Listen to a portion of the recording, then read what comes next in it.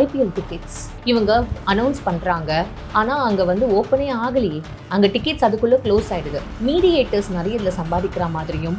Tickets பற்றி சொல்கிறேன். நமக்கு வந்து நம்ம சிஇஓ சாரே சொல்லியிருக்காரு. இதில் பார்த்தீங்கன்னா செக்ரட்டரிஸ் டிக்கெட் போயிடும், ஸ்பான்சர்ஸ் போயிடும், கலைஞர் கருணாநிதி ஸ்டாண்ட் இருக்கு, டெப்யூட்டி மினிஸ்டர் அவங்களுக்கு டிக்கெட்ஸ் போகும். எல்லாருக்கும் டிக்கெட் போக நமக்கு எவ்வளோ இருக்குன்றது பாருங்கள்.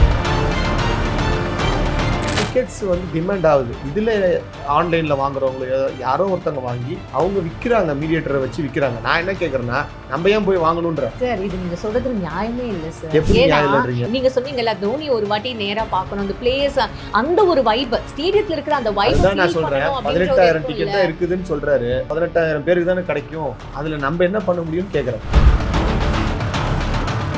தோனிக்காக மட்டும்தான். இப்ப தோனி இல்லை அப்படின்னா இந்த சென்னையோட டிக்கெட் பிரைஸ் கம்மியாயிடும் நீங்க நினைக்கிறீங்களா? எனக்கு தெரிஞ்சு இந்த அளவுக்கு இருக்காதுன்னு சொல்ல வரேன். இப்போ இருக்க டிமாண்ட் அவ்வளோ இருக்காதுன்றத சொல்ல வரேன். நம்ம வந்து நீங்க ஒரு சைட் ஆஃப் பீப்புள் பாக்குறீங்க, இன்னொரு சைட் ஆஃப் பீப்புள் எப்படி இருக்காங்கன்னா, அது ஒரு பியர் ப்ரெஷரா நினைச்சுக்கிறாங்க. மேட்ச் டிக்கெட் வாங்கி அங்க போய் ஒரு போட்டோ போட்டு ஸ்டேட்டஸ் வைக்கணும், எல்லாருக்கும் காட்டணுன்றது. ஒரு மேட்ச் பார்க்கறதுக்கு மேல இந்த மாதிரி ஒரு குரூப் போறாங்க. இப்போ அவங்களுக்கு எத்தனை பேர் கிரிக்கெட் தெரியும்னு பார்த்தீங்கன்னா, அவங்களுக்கு கிரிக்கெட் தெரிஞ்சிருக்காங்க. அவங்க ஒரு ஸ்டேட்டஸ்க்காக போறாங்க, அதுவும் நடக்குது. அப்போ வேல்யூ உள்ளவன் மேட்ச் தோனிக்குன்னு பார்க்கறவங்கனாலையும் பார்க்க முடியாதுன்ற. நீங்க ஒரு சைடு பார்த்தீங்க, இன்னொரு சைடு நான் சொல்றேன். புதுசா தானே இந்த இம்பாக்ட் பிளேயர் அப்படின்னு கொண்டு வந்திருக்காங்க. இது கொண்டு வந்ததுக்கான ரீசன் என்ன சார்? உண்மையா சொல்லணும்னா, இம்பாக்ட் பிளேயர்னு கொண்டு வந்தது தோனிக்காக தான்ன்ற மாதிரி எனக்கு ஃபீல் ஆகுது. இப்போ ஃபீல்டிங் அப்படின்னு பார்க்கும்போது நம்ம இன்னும் நல்லா இம்ப்ரூவ் பண்ணணும்ல. யோசிச்சு பாருங்க, டிராவல் டைம் இல்லை அவங்களுக்கு. இன்னைக்கு மேட்ச் முடிக்கணும், நாளைக்கு ஒரு நாள் பிரேக், நாளைக்கு மேட்ச்ல டிராவல் போகணும், வேற ஊருக்கோ திருப்பி இங்கே வரணும். இது எல்லாமே பிளானிங்ல இருக்கும். ஃபீல்டிங் பண்ண எங்க டைம் இருக்குன்னு நினைக்கிறீங்க?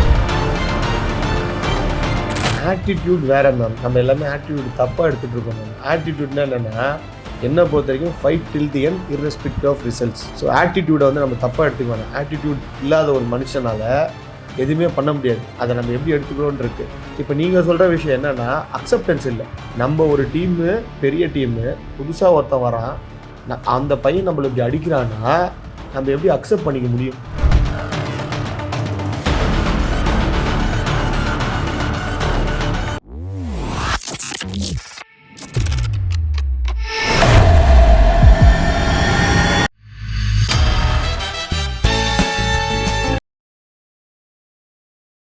பிபிடி சினிமா நேயர்கள் அனைவருக்கும் வணக்கம். இன்னைக்கு நம்மளோட ஆர்சிபியோட எக்ஸ் பிளேயர் தான் தியாகராஜன் அவர்கள். அவர் தான் வந்திருக்காரு. அவர்கிட்ட நிறைய விஷயங்கள் கேட்டு தெரிஞ்சுக்க போறோம். நிகழ்ச்சிக்கு போகலாம்.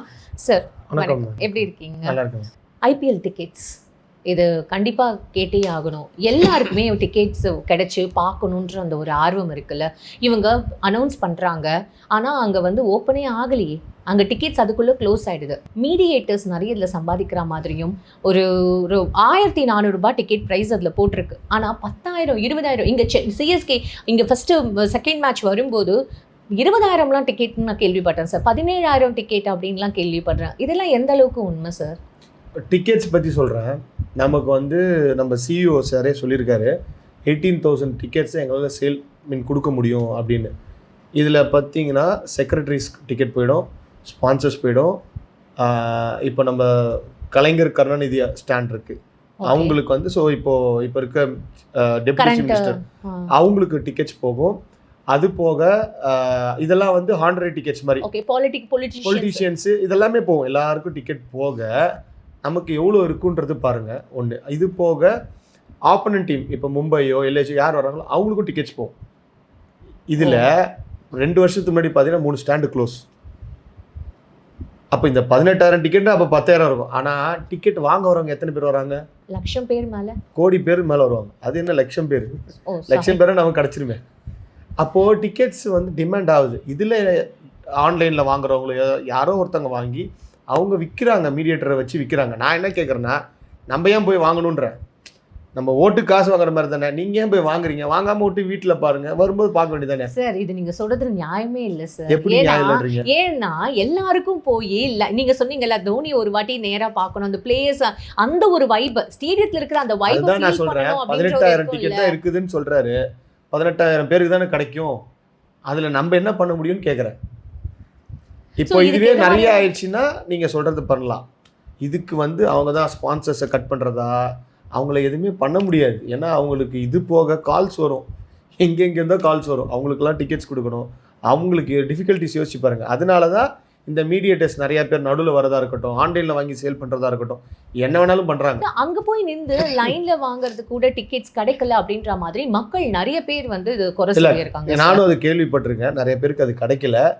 ஏன்னா அவங்களுக்கு ஒரு குறிப்பிட்ட டிக்கெட்ஸ் தான் இருக்கும், பட் அது சேல் ஆயிடுச்சுன்னா க்ளோஸ் பண்ணிடுறாங்க. அது எந்த அளவுக்கு வருதுன்றது நமக்கு தெரியாதுல்ல, நான் போனதில்லை, பட் நானும் கேள்விப்பட்டிருக்கேன். அதனால தான் டிக்கெட்டோட ப்ரைஸ் வந்து, இதுவும் நான் சொல்கிறேன், தோனி ஆடுற வரைக்கும் கண்டிப்பாக இது இருக்கும். நம்ம சொன்ன மாதிரி ஹோப்பு, ஸோ தோனிக்காக தான் இவ்வளோ இது போகுது. சொல்றீங்க தோனிக்காக மட்டும்தான். இப்போ தோனி இல்லை அப்படின்னா இந்த சென்னையோட டிக்கெட் ப்ரைஸ் கம்மியாயிடும் நீங்க நினைக்கிறீங்களா? எனக்கு தெரிஞ்சு இந்த அளவுக்கு இருக்காதுன்னு சொல்ல வரேன். இப்போ இருக்க டிமாண்ட் அவ்வளோ இருக்காதுன்றத சொல்ல வரேன். இப்போ போன வாட்டி தோனி டிக்கெட்ஸ் இருந்துச்சு, ஆனால் தோனி கேப்டன் பண்ணுறாருன்னு சொன்ன உடனே டிக்கெட்ஸ் திருப்பியும் இல்லை. இப்போ சிஎஸ்கே வின் பண்ணிட்டாங்க, நெக்ஸ்ட் எப்படி இருக்குன்னு தெரியாது. உங்களுக்கு இதுக்கு முன்னாடி நடக்கிறது தெரிஞ்சுன்னா இப்போ தெரிஞ்சிடும், இப்போ இருக்க தெரிஞ்சுன்னா உங்களுக்கு ஃபியூச்சர் என்னன்னு தெரியும், அவ்வளோதான். ஓகே, ஸோ டிக்கெட்ஸில் எப்போதுமே கிடைக்கலையே அப்படின்ற நிறைய பேர் ஏக்கங்கள் இருக்கும். பார்க்குற மக்களுக்கு கூட ஆமாப்பா எனக்கு கூட டிக்கெட் கிடைக்கல அப்படின்ற ஒரு ஃபீல் இருக்கும். பட் அதுக்கு மேலே ஒன்று ஆயிடுச்சு. இப்போ நம்ம வந்து நீங்கள் ஒரு சைட் ஆஃப் பீப்புள் பார்க்குறீங்க, இன்னொரு சைட் ஆஃப் பீப்புள் எப்படி இருக்காங்கன்னா அது ஒரு பியர் ப்ரெஷராக நினச்சிக்கிறாங்க. ஃபோட்டோ நம்ம வந்து மேட்ச் டிக்கெட் வாங்கி அங்கே போய் ஒரு ஃபோட்டோ போட்டு ஸ்டேட்டஸ் வைக்கணும், எல்லாருக்கும் காட்டணுன்றது ஒரு மேட்ச் பார்க்கறதுக்கு மேலே இந்த மாதிரி ஒரு குரூப் போகிறாங்க. டிக்கெட் நான் வந்து மேட்ச் பார்க்க போகல, ஆனால் நான் மேட்ச்சுக்கு நானும் போயிருக்கேன்றது வந்து அந்த ஒரு பிக்சரும் அந்த ஒரு இதுவும் எடுத்து போடணுன்றது அதுக்காக போகிறாங்க. இப்போ அவங்களுக்கு எத்தனை பேர் கிரிக்கெட் தெரியும்னு பார்த்தீங்கன்னா அவங்களுக்கு கிரிக்கெட் தெரிஞ்சிருக்காது, அவங்க ஒரு ஸ்டேட்டஸ்க்காக போகிறாங்க, அதுவும் நடக்குது. அப்போது வேல்யூ உள்ளவன் மேட்ச் தோனிக்குன்னு பார்க்குறவங்கனாலையும் பார்க்க முடியாதுன்ற. நீங்கள் ஒரு சைடு பார்த்தீங்க, இன்னொரு சைடு நான் சொல்கிறேன். இம்பேக்ட் பிளேயர் அப்படின்னு சொல்கிறாங்கல்ல, ஸோ இப்போ புதுசாக தானே இந்த இம்பேக்ட் பிளேயர் அப்படின்னு கொண்டு வந்திருக்காங்க. இதை கொண்டு வந்ததுக்கான ரீசன் என்ன சார்? உண்மையாக சொல்லணும்னா இம்பேக்ட் பிளேயர்னு கொண்டு வந்தது தோனிக்காக தான்ற மாதிரி எனக்கு ஃபீல் ஆகுது. ப்ளஸ் கொஞ்சம் ஓல்டு ஆற பிளேயர்ஸ் எல்லாம் இன்னொரு 1 or 2 இயர்ஸ் விளாடலாம். இதுக்கான ரீசன் என்னென்னா, இப்போது இருக்கிற ஸ்டார் பிளேயர்ஸ் எல்லாமே ரிட்டைர்மெண்ட் கொடுத்துட்டு ஏஜ் ஆகிடுச்சுன்ட்டு வேற ஒரு லீக் போயிட்டாங்கன்னா ஸ்பான்சர்ஸ் எல்லாம் அங்கே போயிடுவாங்க. அப்போது இங்கே வந்து பெருசாக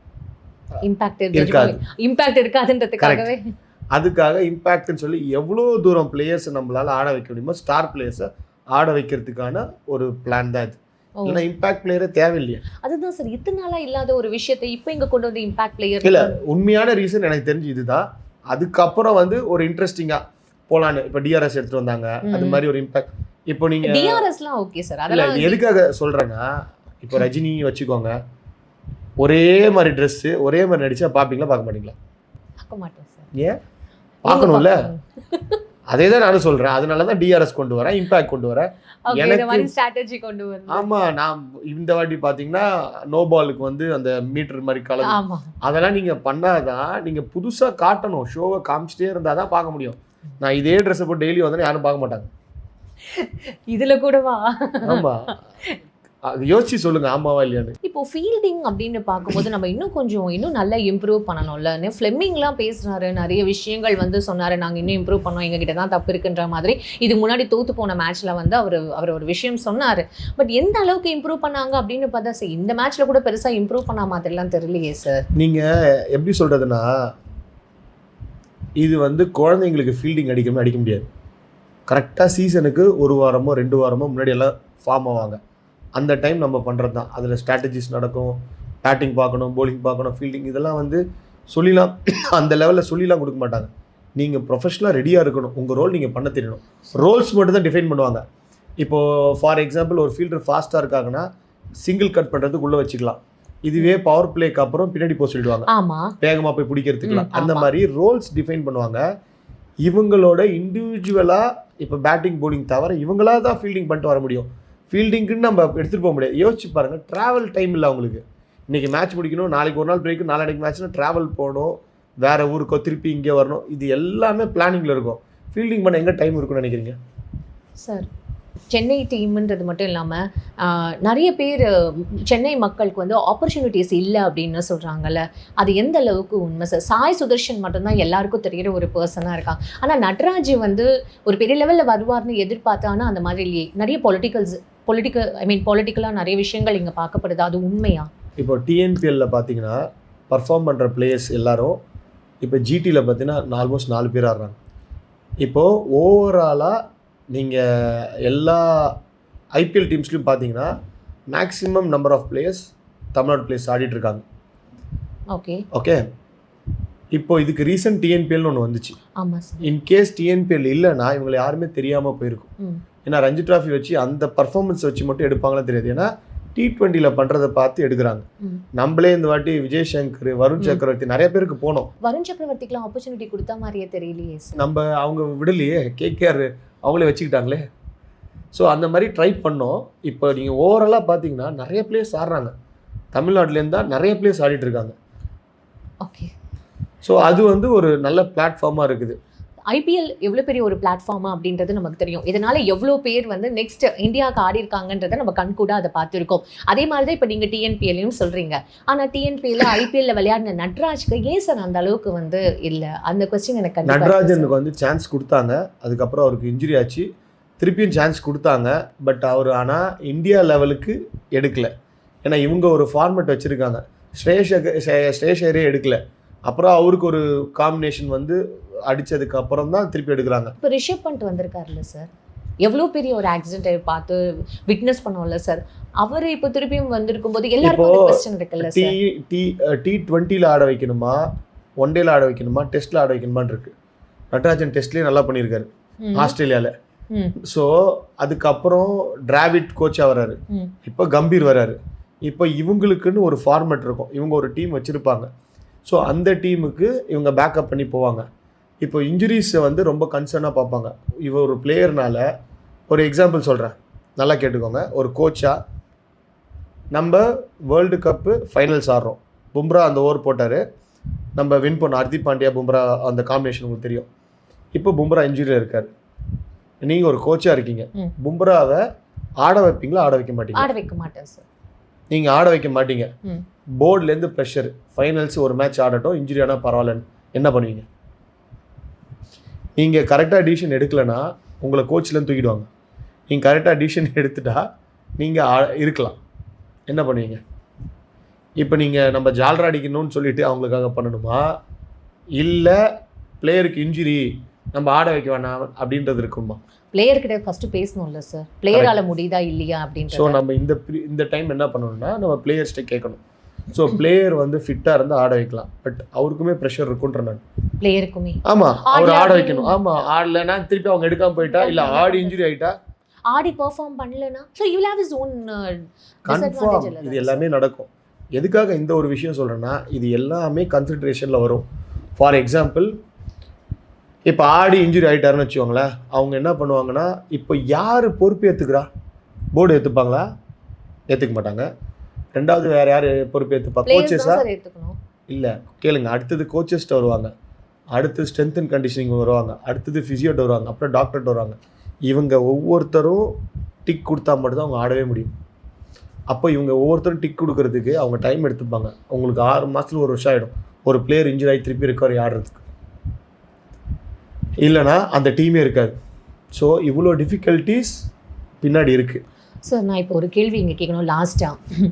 இப்போ வந்து நார்த் இந்தியன்ஸ்க்கு வந்து நிறைய ஆப்பர்ச்சுனிட்டிஸ் இருக்கிற மாதிரியும், சவுத் இந்தியன்ஸ்க்கு ஆப்பர்ச்சுனிட்டிஸ் கம்மியாக இருக்கிற மாதிரியும், அதுவும் சவுத் இந்தியன்ஸில் வந்து இந்த பிற்படுத்தப்பட்டோர் அந்த மாதிரி சமூகத்தில் இருக்கிறவங்களுக்குலாம் வந்து ஆப்பர்ச்சுனிட்டிஸே இல்லை அப்படின்ற மாதிரியும் சொல்லப்படுது. இது எந்த அளவுக்கு உண்மை? பிகாஸ் யூஆர் அ கோச், நீங்கள் விளையாடி இருக்கீங்க, இது நீங்கள் சொன்னால் கரெக்டாக இருக்கும் சார். மேம், இப்போது சிம்பிள் மேம். மும்பை ஒரு டைம் அவங்க டாமினேட் பண்ணாங்க. அவங்க பண்ணும்போது எல்லாமே நார்த் பிளேயர்ஸ் ஆடினாங்க, சவுத்லேருந்து ஆடலை. இப்போ நமக்கு என் ஸ்ரீனிவாசன் சார் வந்து வந்தார் டிஎன்சிலேருந்து. அவர் வந்து தான் சவுத்லேருந்து நிறைய பேர் விளாண்டாங்க. ஒரு வாட்டி 8 பேர்லாம் விளாண்டாங்க, சச்சின் கங்குலியை தவிர. அப்போது அவங்க என்ன பேசியிருப்பாங்க? இப்போ சொல்ல வரேன், இது வந்து ஒரு சர்க்கிள் மாதிரி. இப்போது யார் ஹெட்டாக இருக்காங்கன்றதை பொறுத்து தான் நடக்க போகுது. இப்போ நார்த்தில் ஹெட்டாக இருக்காங்கன்னா அவங்க எடுக்கிற டிசிஷன்ஸ், அவங்க யாரை கோச்சை போடுறாங்க. இப்போ ஃபார் எக்ஸாம்பிள், இப்போ ஹேமந்த் பதானின்ற கோச் வந்து சூப்பராக பண்ணிட்டு இருக்காரு டிசிக்கு. அவர் இப்போ கோச் போகிறாருன்னா அவர் ஒரு 4-5 பிளேயரை ஆட வைக்கலாம், அவரோட சஜஷன்ஸ் கொடுக்கலாம். ஃபைனல் டிசிஷன் எடுக்க முடியாது. இப்போ கருண் நாயர்ன்ற பிளேயர் வந்து பயங்கரமாக பர்ஃபார்ம் பண்ணார், சான்ஸே கொடுக்கல. இப்போது அவரை வந்து டிசியில் எடுத்து அவருக்கு சான்ஸ் கொடுத்தாங்க, பர்ஃபார்ம் பண்ணியிருக்காரு. அவர் ஒரு ட்வீட் கூட போட்டிருந்தார் sir, cricket give me a chance அப்படின்னு போடுறது ரொம்ப உருக்கமாக இருந்த ஒரு விஷயம் தானே சார். ஸோ அவர் ரஞ்சி ட்ராஃபியில் அவ்வளோ ரன்ஸ் அடிச்சிருந்தாரு, அதுக்கான வேல்யூ கிடச்சிருக்கு, அவர் பர்ஃபார்ம் பண்ணிட்டார். எதுக்காக இது சொல்ல வரேன்னா, நீங்கள் கேட்ட கேள்விக்கு ஹெட்டில் யார் இருக்காங்களோ அவங்களோட சைடில் என்ன மேனேஜ்மெண்ட் இருக்கோ அவங்க சைடு தான் விளையாடுவாங்க. இது நமக்கு தெரியணும்ல, சிம்பிள் தானே இது. அப்போ நம்ம சைடில் வரும்போது இங்கேருந்தும் வருவாங்க. பட் இப்போ என்னென்னா பர்ஃபார்ம் பண்ணிட்டு இருக்கீங்கன்னா, வருண் சக்கரவர்த்தி விளையாடுறாரு இப்போ இந்தியாவுக்கு, T20லேருந்து ஒன் டே ஆட வைக்கிறாங்களே. ஸோ அதுக்கு ரீசன் கம்பீர் கேகேஆர் கோச். ஓ, ஸோ கேகேஆர் கோச் தொட்டு அவர் பேக்கப் பண்ணுறாரு. எஸ், ஹர்ஷித் ராணான்றவர் இந்தியன் டீமுக்குள்ள வராரு. சமயம் விளையாடுறாரு சார் இப்போ ஹர்ஷித். அதாவது எதிர்பார்க்காத ஒரே நாளில் வந்து. இப்போ உங்களுக்கு புரியுதா நான் சொல்கிற ஃபார்மேட்டு? ஸோ நம்ம பர்ஃபார்ம் பண்ணுறோம் அப்படின்னாலும் நம்மளால் ஆட முடியும். Right time, right people, right ஐஸில் மாட்டணும், அவ்வளோதான் விஷயம். இது எல்லாமே நம்ம கரெக்டாக செட் ஆகணும். ஆட்டிடியூட் வேறு மேம், நம்ம எல்லாமே ஆட்டிடியூட் தப்பாக எடுத்துகிட்டு இருக்கோம் மேம். ஆட்டிடியூட்னா என்னென்னா, என்னை பொறுத்த வரைக்கும் fight till the end irrespective of results. So ஆட்டிடியூடை வந்து நம்ம தப்பாக எடுத்துக்க வேணாம். ஆட்டிடியூட் இல்லாத ஒரு மனுஷனால் எதுவுமே பண்ண முடியாது. அதை நம்ம எப்படி எடுத்துக்கிறோன்னு இருக்குது. இப்போ நீங்கள் சொல்கிற விஷயம் என்னென்னா, அக்செப்டன்ஸ் இல்லை. நம்ம ஒரு டீமு, பெரிய டீமு, புதுசாக ஒருத்தன் வரான், அந்த பையன் நம்மளை இப்படி அடிக்கிறான்னா நம்ம எப்படி அக்செப்ட் பண்ணிக்க முடியும்? ப்ளஸ் நான் வேர்ல்டு நம்பர் 1 பவுலரு. இப்போ நான் 30 வருஷம் கழிச்சு போட்டால் என் பையன் அடிப்பான் பும்ராவை. ஸோ எக்ஸாம்பிள் சொல்கிறேன். சரி. ஆனால் அந்த டைமில் தான் கிரிக்கெட் நல்லா ஆயிடுச்சு. ஒரு இவ்வளோ கஷ்டப்பட்டு ஒரு பையன் வரான், அங்கே தான் நான் சொல்கிறது வேல்யூஸ். இந்த இடத்துல தோனி இருந்தால் கை கொடுத்து இன்னும் நல்லா விளையாடுறதுக்கு இன்னும் என்னன்ற சொல்லுவார். அங்கே தான் நம்ம தோனியை மிஸ் பண்ணுறோன்ற ஏன்றதை புரிஞ்சுக்கும். அதனால தான் நம்ம தமிழ்நாடு மக்கள் வந்து தோனியை தலையில் வச்சு கொண்டாடுறோம். இன்னைக்கு வரைக்கும் தோனி ஆட்டிடியூட் காமிச்சே இல்லை, உங்களோட வேர்ட் ஆட்டிடியூட். ஸோ அக்செப்டன்ஸுன்றது வந்து தோனிக்கு இருக்குது. ஜெயிச்சாலும் தோத்தாலும் நியூட்ரலாக இருப்பார். ஸோ இவங்களுக்கு பொறுத்த வரைக்கும் என்னென்னா, எல்லோரும் தோத்துட்டு அந்த டைமில் டக்குன்னு காமிச்சிட்டாங்க. அவங்களும் நல்ல பிளேயர்ஸ் தான். பட் அந்த டைம் ஏன்னா மும்பை எல்லா மேட்ச் தோற்றுவாங்க. இதுவே ஃபஸ்ட்டில் இருந்தாங்கன்னா அப்படி காட்ட மாட்டாங்க. தோத்துட்டு வராங்க, அவங்களுக்கு ஒரு கம்பல்சரி டெஸ்பரேட் வின் தேவை. ஏன்னா அதிக அக்செப்ட் பண்ணிக்க முடியல. ஒருத்தன் அடிஸ்டான் கை விட்டு மேட்ச் போயிருந்தா யோசிச்சு பாருங்க. அந்த ஹீட் ஆஃப் த மூமெண்ட்டில் நடக்கிறது. ரெண்டு வித்தையும் பிரிச்சுக்கணும். இதுவே வெளியில் போய்ட்டு 2 பேர் கை கொடுத்துப்பாங்க, நல்ல விளையாண்டுன்னு சொல்லுவாங்க. பட் அந்த செகண்டில் நடக்கிறது வந்து ஆட்டிடியூடில் அக்செப்டன்ஸ் இல்லை, ஹீட் ஆஃப் த மூமெண்ட்டாக நடக்கிறது. Super sir, very good explanation in fact. Thank you. So இது வந்து என்னன்னா, இப்போ இது வந்து ஐபிஎல்ல விளையாடுறது, இப்போ எல்லாரோட கண் பார்வையில் யார் யார் பெஸ்ட் பிளேயர்ஸ்ன்னு பார்த்துட்டே இருப்பாங்க. அதை வச்சு வந்து கண்டிப்பாக இல்லை, டேலண்ட் ஸ்கவுட்டுன்னு இருக்காங்க. அவங்க நார்மல் டோர்னமெண்ட்ஸ் கூட போய் பார்க்குறாங்க. நீங்கள் மும்பை சொல்கிறீங்க, ஹர்திக் பாண்டியா, குருணால் பாண்டியா, இப்போ 2 பேர் எடுத்திருக்காங்க. ஸோ எல்லாரும் பார்த்தீங்கன்னா இவங்களோட டேலண்ட் ஸ்கவுட் வந்து பும்ராலாம் வந்து பெருசாக விளையாடாத ஒரு பிளேயர், டேலண்ட் ஸ்கவுட் மூலிமா எடுத்தாங்க. அவர்லாம் வந்து ஸ்டேட்லாம் கூட ஆடல. ஸோ அதனால மும்பையோட டேலண்ட் ஸ்கவுட் சூப்பராக இருக்கும்.